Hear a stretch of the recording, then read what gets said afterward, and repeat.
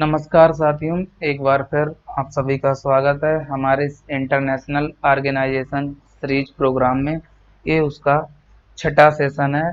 आज हम लोग दो संगठनों के बारे में बात करेंगे। पहला, एशियन इंफ्रास्ट्रक्चर इन्वेस्टमेंट बैंक, जिसको शॉर्ट में AIIB भी कहा जाता है। दूसरा संगठन ब्रिक्स बैंक है, जिसको न्यू डेवलपमेंट बैंक के नाम से भी जाना जाता है। तो ये आपको याद रखना है। इस बार हम लोग जो भी संगठन पढ़ेंगे उससे संबंधित कुछ MCQ को भी देखेंगे, जिससे आपकी तैयारी को और बेहतर बनाया जा सके। तो चलिए शुरू करते हैं। पहला, एशिया इंफ्रास्ट्रक्चर इन्वेस्टमेंट बैंक। तो सबसे पहले आपको इसकी स्थापना याद रखनी है। 2014 में चीन की पहल पर हुई थी। दूसरा, इसका मुख्यालय आपको याद रखना है बीजिंग में है, जो चीन की राजधानी है। चीन की राजधानी। तीसरा, इसमें आपको इसका उद्देश्य याद रखना है।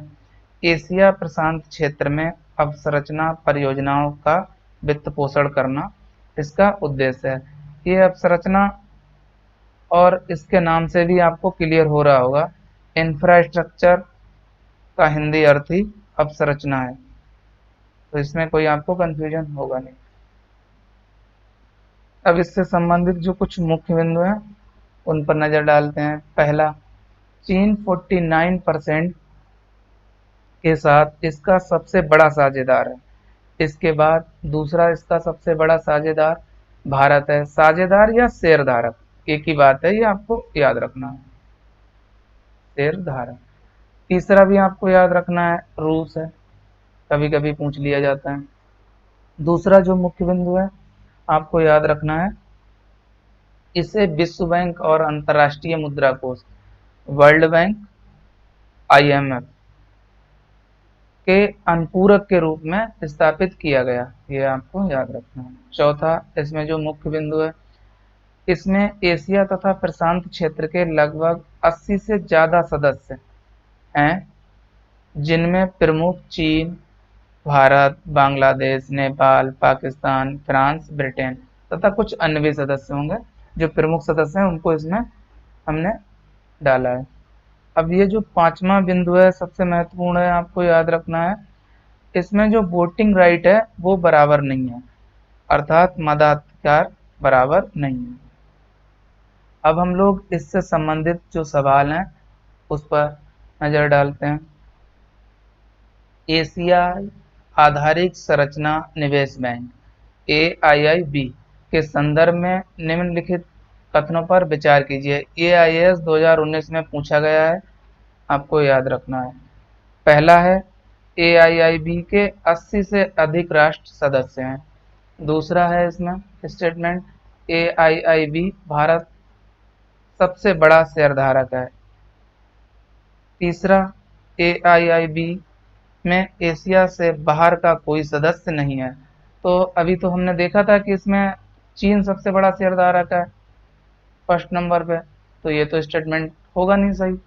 तीसरा, हम लोगों ने अभी देखा था इसके प्रमुख सदस्यों में ब्रिटेन भी था, आपने देखा होगा। ब्रिटेन यूरोपीय कंट्री है, प्रशांत। तो इसमें आपको याद रखना है कि ऐसा नहीं है इसमें सिर्फ एशियाई के ही 10 सदस्य हैं, इसमें बाहर के भी कुछ सदस्य हैं। तो ये भी सही नहीं है। तो देखिए ऑप्शन, तीसरा सही नहीं है तो ये भी नहीं हो सकता, दूसरा सही नहीं है तो ये भी नहीं हो सकता, ये भी नहीं हो सकता। तो इसका जवाब ए होगा, एक ही ऑप्शन बचा है। अब हम लोग दूसरे संगठन के बारे में बात करते हैं, आज के जो ब्रिक्स है। तो चलिए, सबसे पहले आपको इसकी स्थापना याद रखनी है। इसकी भी स्थापना 2014 में ही हुई थी। इसका मुख्यालय संघाई में है, उसका बीजिंग में था, इसमें आपको याद रखना है इसका संघाई में है। इसका उद्देश्य आपको याद रखना है, ब्रिक्स देशों और अन्य उभरती तथा विकासशील अर्थव्यवस्थाओं के सतत विकास की मूलभूत परियोजनाओं के लिए वित्तीय संसाधन जुटाना, इसका मुख्य उद्देश्य है। इससे संबंधित जो कुछ मुख्य बिंदु हैं उन पर नजर डालते हैं। इसे विश्व बैंक, वर्ल्ड बैंक, अंतर्राष्ट्रीय मुद्रा कोष अर्थात IMF जैसी संस्थाओं के अनुपूरक के रूप में स्थापित किया गया। दूसरा जो मुख्य बिंदु है, इसका क्षेत्रीय केंद्र अफ्रीका में है। तीसरा, इसका अन्य नाम न्यू डेवलपमेंट बैंक, हमने बताया था आपको शुरू में, न्यू डेवलपमेंट बैंक है।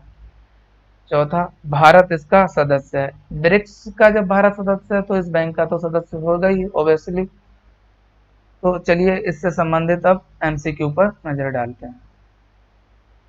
इससे संबंधित जो एमसीक्यू है, निम्नलिखित में से कौन सा सही नहीं है, आपको बताना है। पहला ऑप्शन, इसका मुख्यालय चीन के संघाई में है। दूसरा, भारत इसका सदस्य है। तीसरा, इसका क्षेत्रीय केंद्र वाशिंगटन डीसी अर्थात यूएसए में है। चौथा, इसका दूसरा नाम न्यू डेवलपमेंट बैंक है। तो हम लोगों ने अभी पढ़ा था, ये भी ऑप्शन ठीक है, ये भी ठीक है, ये भी ठीक है। तो इसका जवाब सी होगा, क्योंकि जो क्षेत्रीय संगठन है वो इसका अफ्रीका में है। तो साथियों, आज के इस सेशन में बस इतना ही, और कोविड-19 के इस दौर में आप अपना ध्यान रखिए। तब तक के लिए गुड बाय। लेसन देखने के लिए आप सभी का बहुत बहुत धन्यवाद, तथा चैनल को सब्सक्राइब करना ना भूलिए।